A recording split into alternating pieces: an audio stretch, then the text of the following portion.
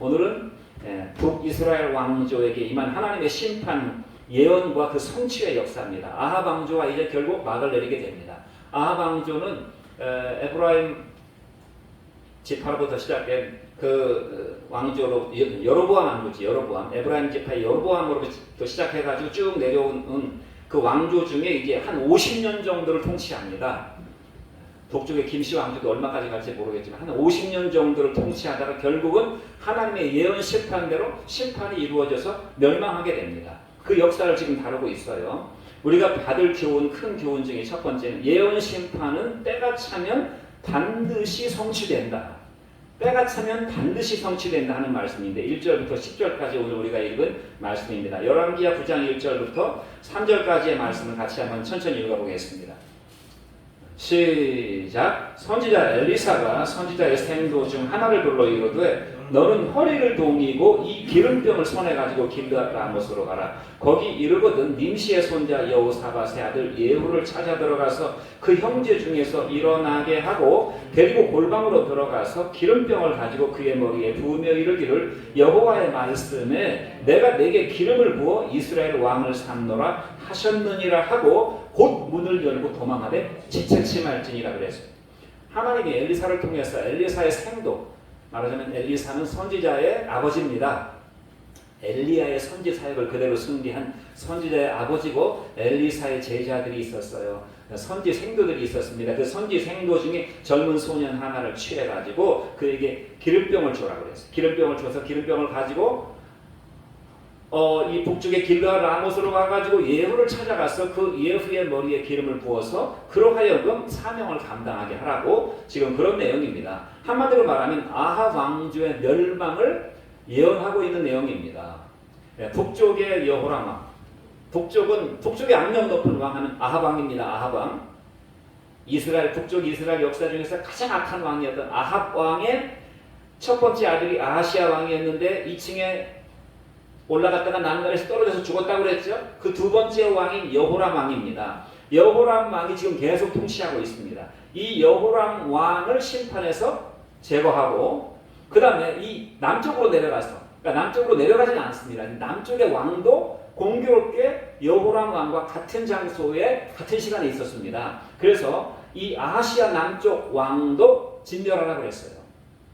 왜냐하면 이 아하시아의 외삼촌이 바로 이 여호람 왕이거든요. 그러니까 여호람 왕의 여동생인 아달랴, 이 이세벨의 아주 그 어머니의 그 딸인 그 악처 아달랴가 이 여호람 왕의 여동생이었기 때문에 아하시아 남쪽으로 시집가 가지고 아하시아를 그 여호람 왕을 낳거든요. 그러니까 그렇죠. 남쪽에 여호람 왕을 낳거든요. 여호람 왕의 아들이 아하시아니까 자기 엄마의 오빠니까 이 여호람 왕은 자기 외삼촌입니다.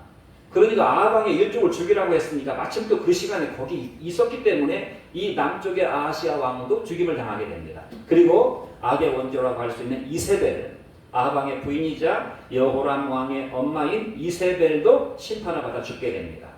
거의 같은 시간에 다 죽게 됩니다. 그러니까 정권이, 그 서슬퍼런 정권이 순식간에 몰락하게 되는 것입니다. 거의 대개 정권들은 다 이렇게 몰락하죠. 기세등등하던 정권이 하루아침에 허무하게 낙엽이 떨어져 버리듯이 떨어져 버리게 되는 그 내용이 바로 이제 엘리사의 선지 생도를 기름병을 주어가지고 지금 아람과의 전쟁을 벌이고 있는 전쟁 대치 중인 길르앗 라못으로 가라고 합니다. 왜냐하면 거기 군대 지휘관들이 모여 있었기 때문에 그 중에서 예후라고 하는 사람을 찾으라고 했어요. 예후, 군실권자 중에 가장 수장이라고 할 수 있는 예후를 불러서 이스라엘 왕을 삼으라고 기름을 부어가지고 그리고 재빨리 도망하라고 했습니다. 왜냐하면 혹시 기름을 붓는다는 것은 그 왕으로 즉위하는 것을 말하는 것입니다. 왕으로 기름 붓는 것입니다. 하나님이 기름 붓는 3대 사람이 있죠. 왕과 선지자와 제사장인데 왕에게 기름을 말하자면 예후에게 기름을 부었다는 것은 이제부터 예후가 왕이라는 얘기입니다. 그러나 지금 실상은 누가 왕입니까? 여호람 왕이 왕이죠. 그러니까 이 소식을 그 사이에 그 짧은 시간에 혹시 누가 밀고자가 있어가지고 즉시로 여호람 왕이 머무르고 있는 곳으로 가가지고 그 엘리사가 선지 생도를 보내가지고 지금 또 다른 왕을 세웠습니다. 말하자면 반역입니다. 지금 이제 반역이 일어났다 하는 내용이 나옵니다. 반역을 알릴까 봐서 그럼 알리게 되면 선지생도가 잡혀 죽게 되잖아요. 그러니까 빨리 도망가라고. 나는 메시지만 증거하고 빨리 도망가라고 그랬어. 그래서 이 선지생도가 얼마나 지금 두근두근합니까? 지금 이 막 권력이 왔다 갔다 하고 왕들이 막 교체되는 시기에 이 젊은 선지 한 10대 선지생도 소년이라고 그랬어요. 이 생도가 그 명령을 받고 그 사명을 받고 곧장 전쟁터로 달려갑니다. 그래서 그 군 지휘관들이 모여 있는 그 장소에서 예후를 따로 불러내가지고 독대해가지고 예후만 알도록 기름을 붓습니다. 그리고 사명을 줍니다. 그 예후를 왕으로 세우는 게 중요한 게 아니에요. 누가 왕이 되느냐가 중요한 게 아닙니다. 누가 왕이 되느냐. 사람들은 누가 왕이 되느냐가 되게 중요하게 생각하죠. 왜냐면 누가 왕이 되느냐에 따라서 그 권력의 단맛을 누가 볼 것이냐, 권력의 꿀맛을 누가 볼 것이냐가 결정되기 때문에. 그러나 하나님은 권력자를 세우는 것 그 자체가 중요한 것이 아니라 그 권력자에게 주시는 사명이 중요합니다. 그가 왜 권력을 잡게 되었는가가 중요하다 그 말입니다. 그러니까 우리가 직분 자체나 어떤 위치나 어떤 레벨이나 그게 중요한 것이 아니라 그 위치에 하나님이 나를 있게 하신 하나님이 내게 주신 뜻이 무엇인가, 왜 하나님은 오늘날 나를 이 시간 이 장소에 이 상황 속에 두셨는가, 왜 나를 북한에 태어나지 않게 하시고 남한에 태어나게 하셔서 이 복을 누리고 살게 하시는가, 그게 중요하다 그 말이에요. 그 사명을 잃어버리면 다 하나님의 심판을 받게 됩니다. 사명을 주셨는데 여호람 왕을 심판하라고 했어요. 아합 왕조의 마지막 왕인 여호람 왕을 심판하고, 왜냐하면 그 여호람 왕이 아람과의 전쟁 중에 부상을 입습니다. 부상을 당해가지고 이제 약간 후방으로 후송되는데 그 장소가 이스라엘도 역시 전방지대였지만 길르앗 라못보다는 후방으로 이제 후송돼가지고 치료를 받고 있는 상황에서 지금 이제 회복 중인데 그곳으로 가서 여호람 왕을 죽이라고 하는 것입니다. 심판하라고 그랬어요. 그리고 마침 그 자리에 자기 외삼촌을 위로하기 위해서 말하자면 그 아시아 남쪽 왕이 자기 외갓집이니까 자기 외삼촌이니까 이 여호람 왕을 몰려왔어요. 몰려와서 같이 있다가 같이 죽게 됩니다. 물론 시간차가 약간 있어요. 그 다음에 이제 곧 좀 떨어져 있는 이세벨 성에서 그 이스라엘의 성에서 머무르고 있었던 그 이세벨도 죽임을 당하게 되는데 그 자기를 모시던 내시들에 의해서 죽임을 당하게 됩니다. 그래서 비참하게 죽습니다. 어떻게 죽냐면 그 몇 층이었는지는 모르지만 그 성에 말하자면 2층인지 3층인지 그 높은 데서 내시들이 그 여자를 집어 던집니다. 땅바닥으로 밑에 돌바닥에 떨어져 가지고 얼마나 강하게 부딪혔는지 이 몸뚱아리가 전부 조각났다고 그랬어요. 그러니까 개들이 와가지고 이세벨의 시체를 먹었다고 그랬습니다. 이것은 하나님의 예언입니다. 왜냐하면 이세벨도 이런 짓을 저질렀거든요. 우리가 기억이 날지 모르겠지만 그 사마리아 성 근처에 좋은 나봇의 포도원이 있었다고 그랬어요. 그 나봇의 포도원을 갖고 싶어가지고 아합 왕이 여러 가지 계략을 꾸미지만 이 포도원이라고 하는 하나님이 주신 땅은 함부로 사고 팔 수가 없었기 때문에 안 판다고 그랬어요. 나봇이. 그러니까 이 이세벨이 왕이시여 뭘 걱정합니까? 당신이 왕인데. 그래가지고 음모를 꾸며가지고 나봇을 돌로 쳐서 죽입니다. 거짓 증인들을 내세워가지고. 그래서 그 나봇의 포도원에서 나봇이 죽었어요. 그러니 나봇이 죽었을 때 개들이 와가지고 나봇의 피를 핥았다고 하는 내용이 나오는데 그 죽음 그대로 너도 그대로 하나님에게 그런 심판을 받게 될 것이다. 그래서 이세벨은 비참하게 자기를 모시던 내시들에 의해서 높은 그 층에서 떨어져가지고 온몸이 다 사지가 박살나가지고 개들이 와서 그 시체를 먹고 피를 핥았다고 하는 내용이 뒤에 나옵니다. 그 예언이 그대로 이루어지게 된 것이에요. 말하자면은 열왕기상 19장의 내용. 그리고 이 여호람 왕은 어떻게 죽는가 하면 이 그 예후가 이제 하나님이 자기에게 기름을 부어줬으니까 이 말하자면 담대함을 가지고 자기 군사들도 자기 편으로 지금 다 붙었습니다. 그래가지고 이 이스라엘 성으로 딱 말을 몰고 갑니다. 그 말을 모는 모습이 딱 예후가 말을 모는 모습은 특징이 있다고 그랬어요. 미친 듯이 말을 몰았다고 그랬어요. 미친 듯이. 그래서 성 위에 있는 파수꾼들이 보는데 야 누가 옵니다. 저기 멀리에서 보니까 누구냐 누가 오는 것 같으냐 그러니까 그 님시 아들 예후 님시 아들 여호사밧의 손자 예후가 모는 것처럼 그런 특징적인 말을 봅니다. 두 명의 파수꾼이 계속 보고하는데 가서 물어보라. 무슨 목적으로 오는지 물어보라. 그래서 물어 갔는데 돌아오지 않는 것이에요. 그리고 직접 예후가 당도하게 되죠. 그때 또 평안이냐 그러니까 어떻게 평안할 수 있겠느냐. 네 애비 아합과 네 애미 이세벨이 저지른 이 악을 목도하면서 네가 어떻게 평안을 기대할 수 있겠느냐. 그러면서 죽이려고 달려드니까 반역이 일어났다 하면서 막 도망가죠. 반역이 일어났다 하면서 말을 몰아가지고 막 도망가는데 그 뒤를 향해서 예후가 활을 쏘는데 두 팔 사이를 관통했다고 그랬어요. 두 팔 사이가 어디입니까? 염통을 관통했다고 그랬어요. 그래서 뒤에서 등에서 화살을 맞았는데 염통은 심장을 나르는 것입니다. 심장을 꿰뚫고 활이 나왔다고 그랬어요. 화살이. 그러니까 이 아하시아, 자기 외삼촌이 비참하게 죽는 걸 보고 이 아하시아는 막 혼비백산 도망가는데 그도 추격해서 병거에서 활로 죽였는지 창으로 죽였는지 칼로 죽였는지는 모르지만 거기서 심각한 부상을 입었는데 끝까지 도망갑니다. 끝까지 도망가서 무기또 평원에 당도해가지고 죽었다고 그랬어요. 결국은. 그리고 마지막으로 돌아가서 이스라엘 성에 가가지고 그 악의 원조인 이세벨을 높은 층에서 집어던져가지고 죽게 된. 그래서 하루아침에 아합 집안이 다 멸망해 버리게 되었습니다. 이 내용이 열왕기상 19장과 21장에 예언되어 있어요. 금방 말씀드린 것처럼 이 열왕기상 19장과 21장이 예언된 것은 적어도 이러한 사건이 벌어지기 한 15년에서 20년 정도 전에 일어났던 사건입니다. 거기 내용이 보면 엘리사 선지자 이전에 엘리야 선지자가 있었죠. 엘리야 선지자가 갈멜산에서 아합의 선지자 450명과 아세라의 선지자 400명과 850대 1로 전쟁해가지고 하늘에서 하나님의 불이 내려와가지고 그 이방 선지자들을 다 죽이게 되잖아요. 그래서 엄청난 대승을 거두게 됩니다. 그런데 대승으로 묻은 것이 끝난 것이 아니에요. 악은 결코 굴복하지 않습니다. 그러니까 이 이세벨이 자기의 선지자들이 죽었다는 것을 듣고 내가 엘리야와 그의 선지자들을 죽이지 않으면 내가 사람이 아니다. 복수를 맹세합니다. 그래서 실제로 엘리야의 많은 선지자들을 죽였어요. 그러니까 이 엘리야 선지자가 이렇게 엄청난 대승을 거두면 모든 것이 일단락되고 하나님의 뜻이 이루어질 줄 알았는데 너무나 이 악이 거세니까 큰 상심을 가지고 하룻길을 도망갑니다. 한 40km 정도를 도망갑니다. 그래가지고 로뎀나무 아래에서 기진맥진 해가지고 나도 이제는 모르겠습니다. 내 생명을 이제는 걷어가십시오. 여러분 영적인 전쟁 850대 1의 전쟁을 한다는 것이 쉽습니까? 우리가 불신자 한 사람 전도하는 거 가지고 씨름하는 것도 얼마나 힘들어요. 무당 850명과 그 휘하 군사들과 권력자들과 전쟁을 하는 것이 얼마나 힘들었겠어요.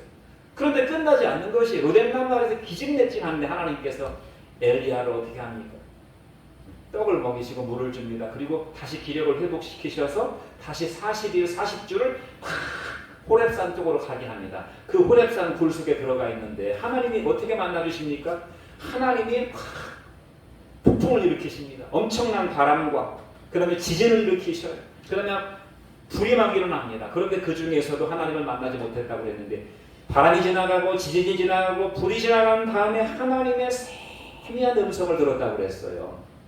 세미하게 그 심령 깊은 곳에 말씀하시는 하나님의 음성을 들었다고 그랬어요. 이것도 영적인 깊은 기운이 있다고 그랬습니다. 우리가 하나님의 음성을 들으려면 하나님의 음성은 세미해요.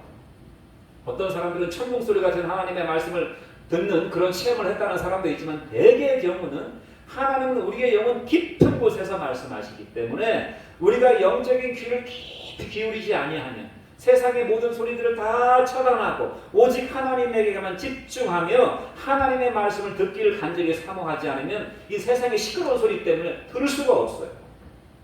우리가 성경을 읽고 기도해야 되는 이유가 바로 그것입니다. 하나님이 내 영혼 깊은 곳에서 울리시는 그 세미한 하나님의 울림을 들어야 되기 때문에. 그래서 하나님께서 말씀하시는 내용이 무엇입니까? 네가 이스라엘로 가서 네가 아람으로 가서 하사엘에게 기름을 부어서 하사엘을 왕으로 삼아라. 그래서 하사엘은 아람 왕이었잖아요. 그래서 이 베나답 왕을 우리가 지지난 중간에 하사엘이 죽이게 되잖아요. 그러니까 이방 왕이든 이스라엘 왕이든 유다의 왕이든 왕을 세우고 패하시는 권능은 하나님께 있는 것입니다. 푸틴도 시진핑도 김정은이도 언젠가 하나님이 패하실 것이고 새로운 사람을 세우실 것이에요. 다 그런 식으로 권력자들은 일어났다가 다 불시에 예상치 못한 시간에 죽음을 맞이하게 되었습니다. 하사엘에게 기름을 부어서 아람 왕 베나닷을 심판했잖아요. 그래서 그를 질식시켜 죽었잖아요. 불치병에서 오늘 났었는데 내일 죽었잖아요. 너 반드시 병 낫는다. 그런데 반드시 죽는다고 그랬잖아요. 그 예언이 이루어지게 됐고 이스라엘 왕을 삼기 위해서 이스라엘의 군대 장관 중에 한 사람이 예후에게 기름을 부으라고 그랬어요. 그래서 그때 엘리야가 예후에게 이미 기름을 한 차례 부었습니다. 그 다음에 엘리사에게 기름을 부어서 너의 사역을 계승하게 하라. 이 세 명의 사람에게 기름을 부으라 하는 사명을 엘리야에게 주는 것입니다. 엘리야는 그 사명을 감당하고서 불말과 불병거를 타고 승천했다고 그랬어요. 이것이 바로 15년 전 내지 한 20년 전에 일어났던 하나님이 엘리야를 통해서 예언하셨던 그 예언의 말씀인데, 그 예언의 말씀을 다시 한번 20년 후에 엘리사 선지자를 통해서 다시 한번 상기시킨 후에 그 예언이 바로 성취되게 되었다는 것입니다. 여러분이 20년 전에 들은 누구에게 들은 말이 기억이 납니까? 내가 20년 전쯤에 누구에게 그때 참 그 아주 인상 깊은 뇌리에 깊게 남는 내가 어떤 얘기를 들었다. 우리가 20년 전에 들은 얘기가 기억이 거의 안 납니다. 아니 20년 전은 고사하고 저는 어제 내가 밥을 뭐 먹었지? 그것도 잘 기억이 안 나요. 20년 전에 다 모든 사람들의 뇌리에서 다 잊혀졌던, 까마득하게 잊혀져서 요양무야되었던 하나님의 말씀이 20년 후에 예언하신 말씀 그대로 성취되었다는 것이. 제가 유튜브에 댓글을 종종 다는데요. 가끔 내가 달았던 댓글이 이렇게 이제 알림창에 올라오면서 내가 옛날에 뭐라고 댓글을 달았는지 보게 되면은 내가 한 6개월 전에 달았던 댓글이 거기 나오는데 내가 6개월 전에 이런 댓글을 달았었나? 생각이 안 나요. 기억이, 내가 단 댓글 같지가 않은 것이에요. 그런데 20년 전에 들은 말씀이라고 말입니다. 그 말씀이 그대로 이루어졌다는 것이에요. 사람들은 생각을 다 잊어버리고 염두에 두지도 않고 기대하지도 않아요. 그 예언이 언제 이루어질지 한 해 가고 두 해 가니까 다 요양무야 되어버리는 것입니다. 그래서 하나님의 말씀을 머릿속에 깊이 담아두지 않고 마음속에 담아두지 않고 그냥 지나가는 바람처럼 흘려 듣게 되는 것입니다. 그러나 하나님의 말씀은 때가 차면 반드시 이루어진다는 사실을 오늘 말씀이 보여주고 있는 것이에요. 여러분, 성경을 어떤 책이라고 우리가 이해하고 읽고 듣게 됩니까? 여러분은 성경을 어떤 책이라고 읽고 듣게 됩니까? 성경은 무슨 문학책이거나 도덕책이거나 철학책이 아니에요. 무슨 처세나 내 마음에 어떤 평화를 갖다주는 명상에 관한 책이 아닙니다. 성경은 하나님의 말씀입니다. 그 하나님의 말씀은 다 예언적인 성격을 띠고 있어요. 장래에 이루어질 말씀이고 그것은 다 성취되었다는 역사의 기록으로 기록된 것이 성경입니다. 그리고 앞으로 기록될 내용들이 남아있어요. 구약성경, 우리가 잘 알고 있는 구약성경, 말 그대로 약속이잖아요. 오래된 약속이니까 그 오래된 약속은 성취되었습니다. 약속은 미래에 관한 이야기잖아요. 미래에 내가 이런 일을 내가 이룰 것이다. 내가 이런 구원을 이룰 것이고 이런 심판을 이루게 될 것이다. 그때가 언제인지는 알 수 없지만 하나님의 약속은 반드시 이루어진다는 것을 기록하고 있는 것이 구약성경이에요. 우리는 오늘 그 구약성경 중에 일부분을 읽은 것입니다. 그 구약성경의 약속의 그 예언의 주제는 무엇인가? 예수님에 대한 예언입니다. 예수님의 예언으로 이 구약성경은 무려 한 1000몇 페이지입니까? 이게 1000몇백 페이지의 내용 다 예수님에 관한 예언으로 가득 차 있어요. 이 구약성경. 어떤 식으로 하나님께서 예언하셨는가? 한 개인의 인생을 불러서 예언합니다. 내가 너를 통해서 이런 일을 이룰 것이다. 한 민족인 이스라엘 민족을 선택하셔서 내가 너희들 민족을 통해서 이런 일을 이룰 것이다. 그 다음에 세계 역사 속에서 이스라엘 역사나 유다 역사만 나오는 것이 아닙니다. 많은 이방 역사들이 나오고 우리가 잘 알고 있는 페르시아의 역사, 아수르의 역사, 바벨론의 역사가 나오고 메대의 역사가 나오고 헬라의 역사가 나오고 로마의 역사가 나옵니다. 그런 것들이 다 구약성경에 기록되어 있어요. 예언서들이 다 기록되어 있습니다. 그러므로 요한복음 5장 39절에서 주께서 뭐라고 말씀하셨는지 한번 같이 읽어보겠습니다. 시작. 너희가 성경에서 영생을 얻는 줄 생각하고 성경을 연구하거니와 이 성경이 곧 내게 대하여 증언하는 것이니라. 그러나 너희가 영생을 얻기 위해서 내게 오기를 원하지 않았다 그랬어요. 예수님께서 너희가 성경, 이스라엘 사람들이 유대인들이 얼마나 성경을 애지중지합니까? 항상 삐고 다니고 이런 말씀 적어가지고 여기 넣어 호주머니 넣고 여기 넣어가지고 틈만 나면 꺼내서 읽어보고 어린 아이 때부터 성경을 철저하게 암송하고, 뭐 지금도 그러는지는 모르겠지만 철저하게 성경을 암송. 얼마나 성경을 생명처럼 소중히 여깁니까? 이스라엘의 역사는 성경의 역사라고, 구약 성경의 역사라고 말해도 과언이 아닙니다. 그래서 그들은 성경을 생각하고 성경을 연구했다고 그랬어요. 예수님께서 말씀하시길 너희가 성경에서 영생을 얻는 줄 생각하고 성경을 연구하거니와 이 성경이 곧 내게 대해서 증언하는 것이라. 이 성경의 증거가 곧 나를 예언하는 것이라고 말씀했어요. 그러나 너희가 내게 오기를 원하지 아니했다. 이런 모순이 어디 있습니까? 영생을 얻기를 원하는데 영생이신 예수님께 나오지 않는 이런 모습. 창세기 2장 17절 말씀도 같이 한번 읽어보겠습니다. 시작. 선악을 알게 하는 나무의 실과는 먹지 말라. 내가 먹는 날에는 정령 죽으리라. 이것도 하나님께서 아담과 하와에게 예언하신 내용이에요. 창세기는 1장을 지나가는 2장부터 예언이 시작됩니다. 1장은 하나님의 천지 창조의 역사고요. 2장부터는 하나님의 예언입니다. 선악과를 먹지 말라. 먹게 되면 죽게 될 것이라고 예언을 하셨어요. 죽게 될 것이라고. 정령 죽을 것이라고. 그래서 하나님 말씀대로 먹음으로써 죽게 되었잖아요. 하나님의 말씀은 그대로 이루어지는 말씀이라고 창세기 1장에 하나님이 천지 창조를 하실 때마다 이 우주 만물을 만드실 때마다 하나님께서 그렇게 말씀하시니 말씀 그대로 되니라. 그대로 되니라라고 하는 말씀이 7번 반복해서 나옵니다. 하나님이 첫째 날 그렇게 말씀하시니 그대로 되니라. 둘째 날 하나님이 무엇을 창조하시고 어떻게 하라고 하니까 그대로 되니라고 하는 말씀이 7번 반복해서 계속 나오게 되는 것입니다.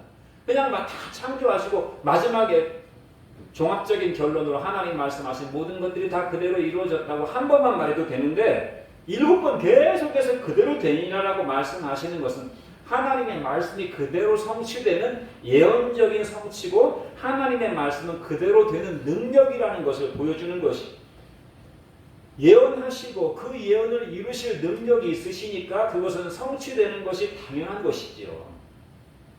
많은 사람들이 자기 앞날에 대해서 세상 일에 대해서 이런저런 예측을 하고 심지어 예언을 하고 장담을 하지만 안 이루어지는 일들이 훨씬 많습니다. 그러나 하나님의 말씀은 예언일 뿐 아니라 그 예언을 성취하는 능력이기 때문에 성취되는 것이 당연하다는 것입니다. 그러므로 네가 그것을 먹는 날에는 정령 죽으리라 함으로써 죽게 되었잖아요. 육체가 죽었잖아요. 그것을 먹은 육체는 죽었고 그 영혼도 그것을 먹기로 작정했던 영혼도 아담과 하와의 영혼도 하나님에게서 끊어지는 영적인 죽음의 상태에 이르게 되었잖아요. 그래서 모든 사람들이 원치 않는 그 죽음의 운명을 가지고 인생에 살게 되었잖아요. 하나님의 말씀대로 된 것입니다. 죽음이 자연스러운 것이라면 사람들이 왜 죽음을 두려워합니까? 왜 죽기를 싫어합니까? 죽음은 뭔가 문제가 있는 것이에요. 우리가 생명으로 태어났지만 사람들은 직감적으로 죽음을, 본능적으로 죽음을 느끼고 있어요. 그래서 마음속에 불안한 것입니다. 죽기를 다 싫어하는 것입니다. 이 세상이 죽음보다 더 고통스럽다고 느끼니까 자살하는 사람도 있지만 아무도 죽기를 원치 않는 것이에요. 하나님의 명령을 어겼기 때문에 하나님의 예언의 말씀이 그대로 성취되게 된 것입니다. 하나님께서 뭐라고 말씀하셨어요? 물고기들한테 너는 물속에 살아라고 그랬어요. 물고기도 그 하나님의 말씀을 알아듣고 물 밖으로 나온 물고기는 없습니다. 물고기는 다 물속에서 살도록 하나님이 명하시니까 그대로 된 것이에요. 육상 생물들은 땅에 살라고 그랬어요. 물속에 들어가지 말고 공중에 날겠다고 공중으로 날아가지 말라고 그랬어요. 그러므로 육상 생물들은 다 육지에서 삽니다. 하나님이 정해놓으신 것이고 하나님이 그렇게 명령하셨기 때문에 천체들은 다 이 수를 헤아릴 수 없는 천체들도 다 하나님의 명령대로 운행하고 있어요. 인간에게는 뭐라고 말씀하셨습니까? 이 동산 모든 나무의 실과들을 네 마음대로 먹어라. 그 안에는 생명나무도 있다. 생명나무를 먹고 영원한 생명을 얻어라. 영원한 생명을 누려라. 그러나 선악과는 먹지 말라고 그랬어요. 네가 이 에덴 동산에서 네가 네 육체를 위해서, 네 행복을 위해서, 네 즐거움을 위해서 모든 것들을 할 수 있지만 심지어 생명나무 열매를 먹고 영생할 수 있지만 선악과는 먹지 말라고 그랬어요. 생명나무 열매를 따먹었다면 영생할 수 있었을 텐데 먹으라고 한 생명나무 열매는 안 먹고 왜 먹지 말라고 한 선악과를 먹었느냐? 그러므로 하나님 말씀 그대로 죽게 될 것이라고 해서 죽게 된 것입니다. 하나님의 예언은 그대로 성취됩니다. 여러분 이 창세기뿐 아니라 구약 성경의 예언들은 일일이 다 말할 수가 없어요. 제가 좀 정리를 해보려고 인터넷을 쳐서 구약의 예언의 성취에 관한 내용을 찾아보면 너무너무 많아요. 일일이 다 얘기할 수가 없는데 아브라함에 관한 예언이 있잖아요. 창세기 12장에 너는 큰 민족을 이룰 것이다. 자식이 하나도 없는 75세 된 노인이 어떻게 큰 민족을 이룹니까? 그러나 큰 민족을 성취하게 됐잖아요. 유대민족, 육신적인 혈통으로도 유대민족의 아브라함, 자식을 낳을 수 없는 아브라함에게서 이루어졌잖아요. 그 다음에 창세기 49장에 가면은 야곱의 12아들이 나옵니다. 야곱의 12아들 중에서 넷째 아들인가요? 유다가, 큰아들이 아닙니다. 유다가 이스라엘의 왕이 될 것이다. 왕족을 이룰 것이다. 그래서 창세기 49장에 예언한 그대로 약 500년 후에, 500년이 뭡니까? 더 거슬러 올라 한 6, 700년 후에 이스라엘 왕이 유다지파에서 나오게 되는 것입니다. 유다지파의 왕이 누굽니까? 다윗 왕이잖아요. 이것도 600년, 700년 후를 예언했는데 그대로 이루어졌어요. 그 다음에 400년 후에 너희가 애굽에 들어가서 애굽에서 종살이하다가 400년 후에 나오게 될 것이라고 하는 내용도 창세기 15장에 나오는데 그대로 성취되었습니다.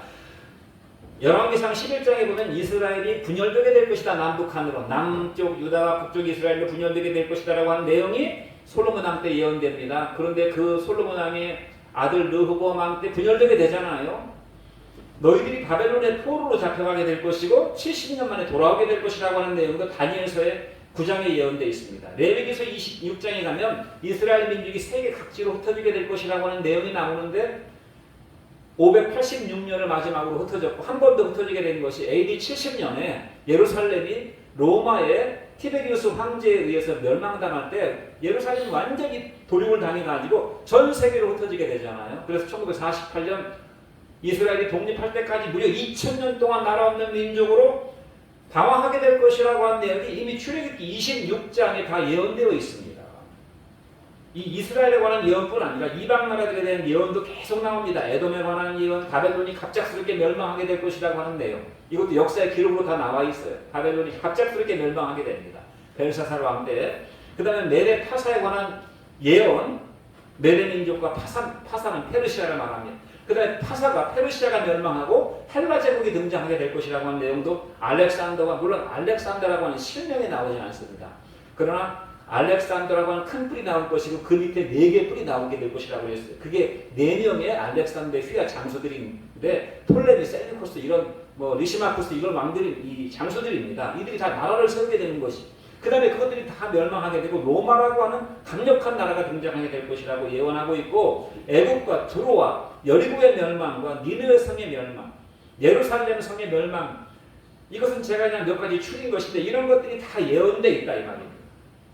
그러나 뭐니 해도 구약의 예언의 핵심은 예언의 화신이라고 하는 성육신 하신 예수님입니다. 예수님의 탄생과 이 땅에서 살아가시는 예수님의 생애와 예수님이 순환받으심과 십자가와 부활 이런 모든 것들이 다 구약 성경에 직간접적으로 예언되어 있어요. 그리고 재림과 심판과 새하늘과 새 땅도 예수님께서 친히 예언하셨습니다. 예수님께서 이렇게 말씀하실 때 마태복음 5장 18절에서 뭐라고 말씀하셨는지 한번 보겠습니다. 같이 한번 읽어보죠. 시작. 진실로 너희에게 이르노니 천지가 없어지기 전에는 율법의 1.1획이라도 반드시 없어지지 아니하고 다 이루어지리라 라고 말씀하셨어요. 내가 너희에게 이른다. 천지가 없어지기 전에 이 모든 천지만물이 다 없어지기 전에 하나님의 말씀, 예언의 말씀이 반드시 하나도 없어지지 아니하고 다 이루어지게 될 것이다. 그 예언의 말씀들이. 그렇게 예수님께서 예언하셨습니다. 제가 인터넷에 쳐보니까 미국 수학자 피터 스톤즈라고 하는 기독교인인 것 같아요. 이름 자체가 피터 베드로라는 이름과 스톤은 이제 돌멩이잖아요. 교회를 상징하는 반석. 피터 스톤즈라고 하는 미국의 수학자가 이 구약 성경의 수많은 예언들 중에서 8가지 구체적으로 성취된 8가지 예언만을 선별해가지고 이것이 어떤 한 사람에게 예수 그리스도라고 하는 어떤 한 사람을 향해서 이 예언이 성취될 가능성이 얼마나 될까? 수학자니까 확률을 계산해 보니까 어떤 식으로 계산했는지는 모르지만 어떤 한 사람에게 이 예언이 구약에 예언된 그 많은 내용 중에서 8가지만 뽑아가지고 계산을 해보니까 10의 17승분의 1의 확률이라고 합니다. 10의 17승분의 1은 10경입니다. 10경. 10경이라는 숫자는 상상할 수가 없는데 그 사람이 또 계산을 해보니까 100원짜리 동전이나 500원짜리 동전 있잖아. 이 동전을 가지고 이 온 지구, 바다까지 포함해가지고 이 지구의 면적을 다 동전으로 빼곡하게 채우게 되면 그 중에 하나라고 합니다. 상상할 수 없는 일이죠. 그러니까 이것은 이 하나님의 말씀은 우연히 10의 17승분의 1이 맞아 떨어진 것이 아니라 반드시 성취되는 하나님의 능력의 말씀이라고 하는 것을 보여주는 것입니다. 여러분 요한계시록 1장 3절 말씀도 같이 한번 읽어보겠습니다. 시작. 예언의 말씀을 읽는 자들과 듣는 자들과 그 가운데 기록한 것을 의지하는 자들이 지키는 자들이 복이 있나니 때가 가까움이라 그래요. 이 예언의 말씀을 읽는 자들과 듣는 자들과 그 가운데 기록된 것을 지키는 자들은 복이 있다. 주님께서 요한계시록에서 사도 요한을 통해서 하시는 말씀이 예언의 말씀이 남아있는데 이 예언의 말씀이 성취된 것이 대부분이지만 아직 성취되지 않은 예수님의 재림과 심판과 사하늘과 셋병과 영원한 하나님의 나라와 영원한 지옥의 불모 심판이 이루어질 그 말씀을 예언의 말씀이라고 말씀하셨어요. 이제까지 99.9%가 다 성취되었는데 마지막 남아있는 그 성취될 말씀들을 읽는 자들, 요한계시록의 말씀을 읽고 듣고 그 말씀을 지켜 행하는 자들은 복이 있다. 왜냐하면 때가 가까이 왔다 그랬어요. 모든 것들이 성취될 때가 그대로 집행될 때가 가까이 왔기 때문에 그러므로 우리가 이 예언의 말씀을 왜 중요하게 받아야 되는가 하면 이것은 여호람 왕이나 남쪽의 아시아 왕이나 높은 층에서 떨어져 가지고 온몸이 발리발리 찢겨져 가지고 개들의 먹이가 된 그런 이세벨에 관한 이야기가 아니라 바로 나에 관한 이야기요, 나의 가족에 관한 이야기요, 이 우리나라와 전 세계 모든 이 만물들에게 다 적용되는 말씀이기 때문에 그런 것입니다. 그러니까 남의 얘기가 아니라 그 말이에요. 남의 얘기가. 주님의 예언은 어떻게 성취됩니까? 11절부터 37절 말씀인데요. 믿고 영접하면 구원이 이루어지고 무시하고 회개치 아니하면 심판이 성취된다는 것입니다. 주님의 예언이 어떻게 선포되고 어떻게 성취되는가 하는 것은 참 신비한 일이지만 결론적으로 얘기하면 그 예언의 말씀을 믿고 영접하게 되면은 구원이 이루어지고 회개치 아니하면 심판이 성취된다고 하는 그런 방식으로 이루어진다는 것입니다. 하나님의 구원은 우리가 이해할 수 없는 신비의 영역입니다. 잠시 살다가 죽는 육체의 탄생과 생명도 그 신비함을 다 말할 수가 없습니다. 과학이나 철학이나 종교나 명상이나 사색을 통해서도 자신의 생명과 인생의 신비를 다 알 수가 없는데 어찌 영혼과 영원한 생명과 영생을 우리의 이해로 다 이해할 수가 있겠습니까? 그러나 성경이 분명하게 말씀하는 한 가지는 태초부터 계신 말씀이신 예수님, 영원한 생명이시며 영생의 근원 되시는 예수님이 우리에게 오셨다는 것입니다. 이 땅에 태어난 모든 인생은 오직 예수님을 통해서만 죄와 죽음과 심판과 지옥 형벌에서 구원을 받고 영생을 얻는다고 하는 진리입니다. 신구약 성경의 예언이 그것을 끊임없이 증거하고 있으며 그 예언은 재림을 제외하고 다 성취되었다는 것이에요. 요한복음 3장 17절 말씀은 뭐라고 말씀하고 있습니까? 같이 한번 읽어보겠습니다. 저를 믿는 자는 심판을 받지 아니하는 것이요 믿지 아니하는 자는 하나님의 독생자의 이름을 믿지 아니함으로 벌써 심판을 받은 것이. 하나님의 구원과 심판은 반드시 예언된 심판은 다 이루어지게 되는데 그 하나님의 예언된 말씀을 믿는 자는 심판을 받지 않는다는 것이에요.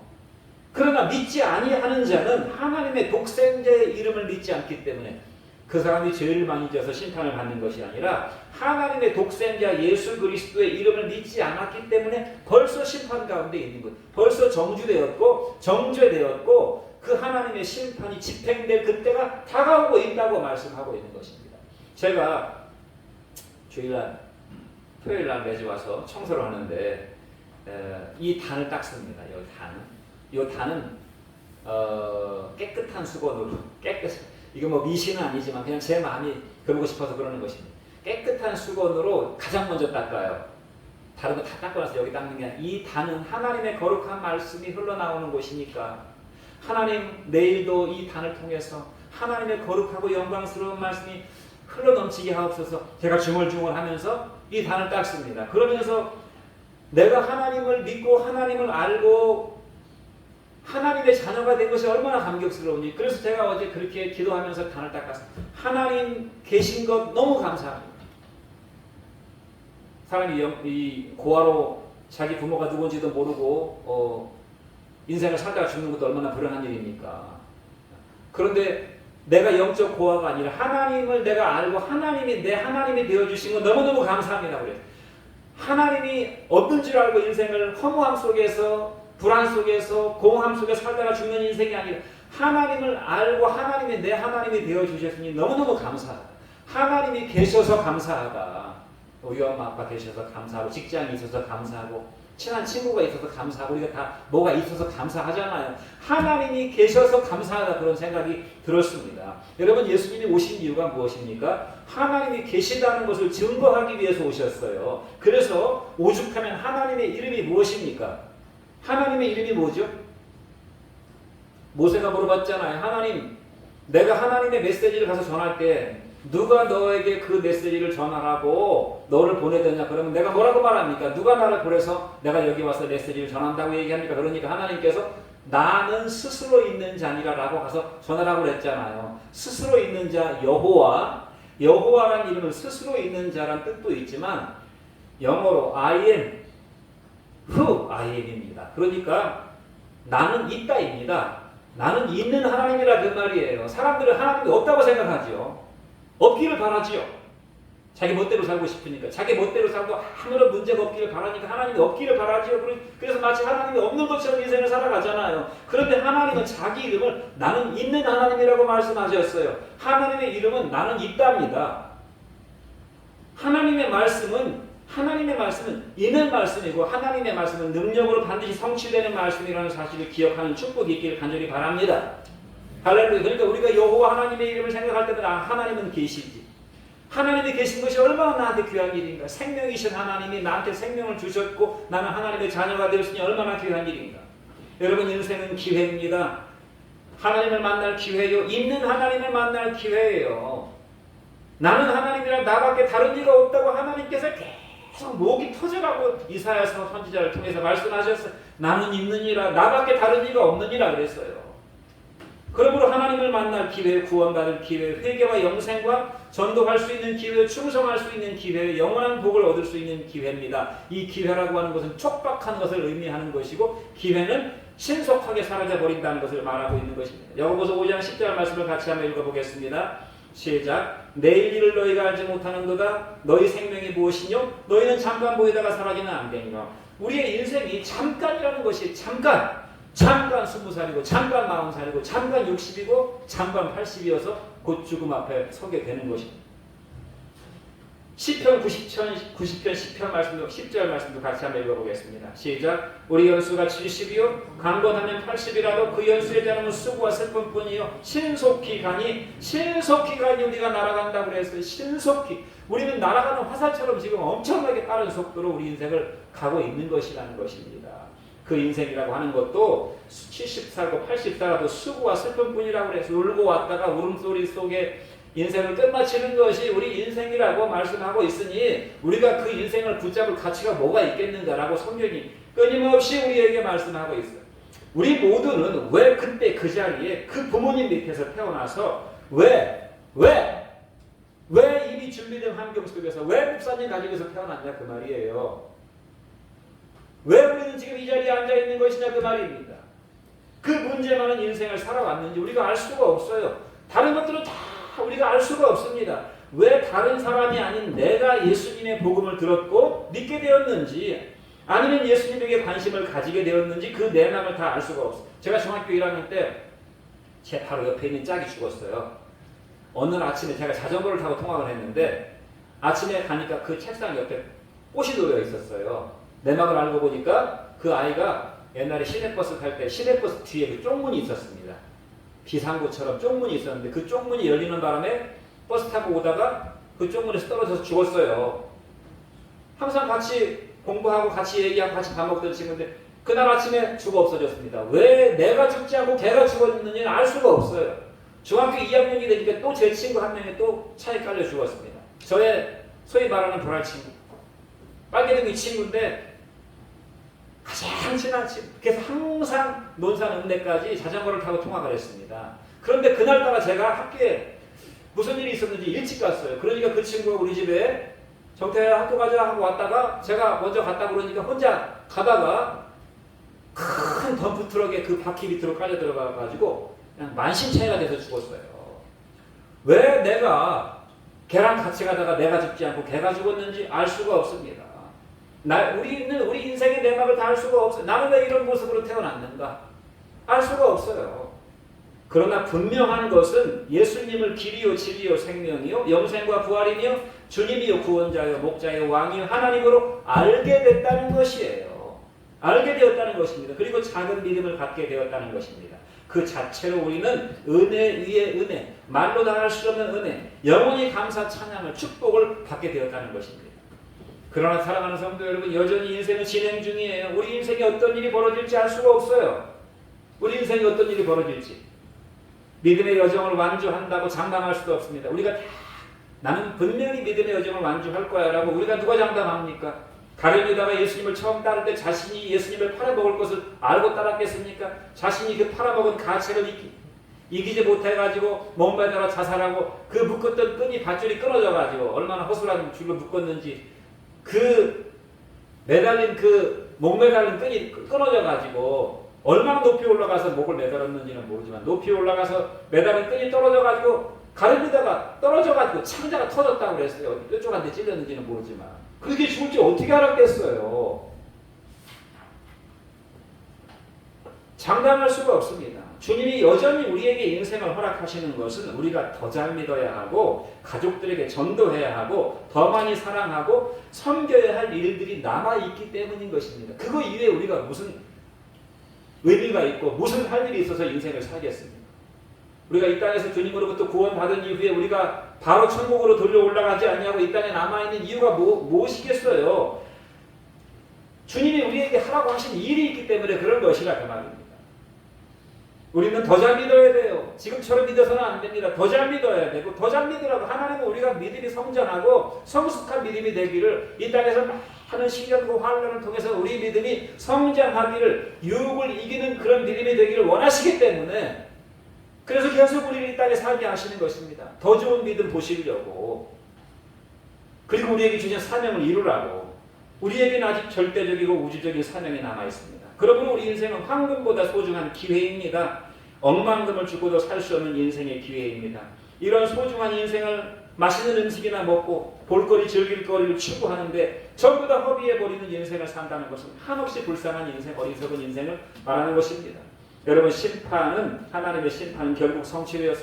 북쪽 왕국의 여호람 왕도 심장이 화살에 맞아 죽었고 아시아 왕도 병거에서 도상 입고 도망가다가 척살을 당해서 죽었고 이세벨 그 여왕은 어마어마한 부귀영화를 누렸던 이세벨은 높은 데서 떨어져가지고 머리가 떨어지고 팔다리가 떨어져가지고 개들이 그 피를 다 핥아먹었다고 그랬어요. 그들의 영광은 백합화보다 못한 영광입니다. 잠시 잠깐 맛본 드레핀 백합화보다도 못하다고 그랬어요. 여러분 세상 즐거움은 신기루와 같고 세상 즐거움은 한마디로 별로예요. 별로라는 것을 공감하십니까? 별로입니다. 세상 즐거움은 항상 기대했다가 흥분했다가 시들어버리고 기대했다가 실망으로 끝나버립니다. 그렇지 않은 것이 있으면 한번 얘기해보세요. 항상 기대하고 흥분합니다. 막 가슴이 벌렁벌렁하면서 막 그 환희와 감격이 있는데 금방 시들어버리고 금방 실망으로 끝나버려요. 제가 한 달 전에 6년 된 저한테는 새 차와 같은 그런 차를 뽑았는데 한 달 타니까 서서히 그 소위 말하는 경제학이 한계 효용 체감의 법칙이라고 배고픈 사람이 밥을 첫 숟갈 먹었을 때가 제일 밥이 맛있고 두 숟갈 세 숟갈 먹으면 점점 그 쾌감이 떨어진다고 그러잖아요. 한 달쯤 되니까 서서히 쾌감이 떨어졌는데 엊그저께 금요일날 김노가 때문에 저기 경기도 이천에 2시간 반 걸려서 왕복 5시간을 차로 왔다 갔다 하니까 그 다음날 차 타기가 쉽더라고요. 그리고 오늘 뒤에 차를 대다가 살짝 박았어요. 또. 그러니까 또 그것 때문에 설교를 해야 되는데 살짝 또 긁혀가지고 또 마음이 참 좋지 않은 것이 세상 즐거움은 다 이와 같아요. 깨지기 쉬운 즐거움이고 금방 식어져 버리는 것이라고 말입니다. 사랑하는 성도 여러분 우리가 기억합시다. 인생은 순식간에 삭제되는 기회라는 말 아시죠? 인생은 순삭기회예요. 반드시 죽는다는 사실을 기억해야 됩니다. 반드시 죽어요. 그 위대한 알렉산더의 아버지 필립 대제가 따로 한 명의 신하를 특별히 두었는데 그 신하가 하는 일은 아침마다 아침에 왕을 깨울 때 왕이시여 오늘 왕은 반드시 죽습니다. 왕은 반드시 죽습니다. 재수없게 왜 죽는다는 얘기를 하느냐. 사람들은 그렇게 생각하지요. 이 필립 대왕은 너는 아침에 깨서 나한테 나는 반드시 죽는다는 사실을 네가 반드시 고해야 된다라고 사명을 주었어요. 세상 부귀영화를 잠깐 살다 누리는 왕도 죽는다는 사실을 알고 인생을 허투루 살지 않으려고 그렇게 자기가 죽는다는 사실을 항상 의식하고 살았는데 우리는 죽는다는 사실을 항상 의식하고 카메라가 있다면 인생의 카메라를 그냥 줌으로 쫙 당겨가지고 줌인을 당겨서 바로 코앞에 죽음을 보고 살아야 된다는 것. 하나님의 말씀은 반드시 100% 성취되게 될 것입니다. 믿습니까? 많이 안 남았어요. 코앞이에요. 코앞. 코앞에 죽음이 다가오고 있는데 우리는 하나님의 말씀을 듣고 믿음으로써 구원의 예언이 성취되는 축복이 있기를 주의 이름으로 축원드립니다. 기도하겠습니다.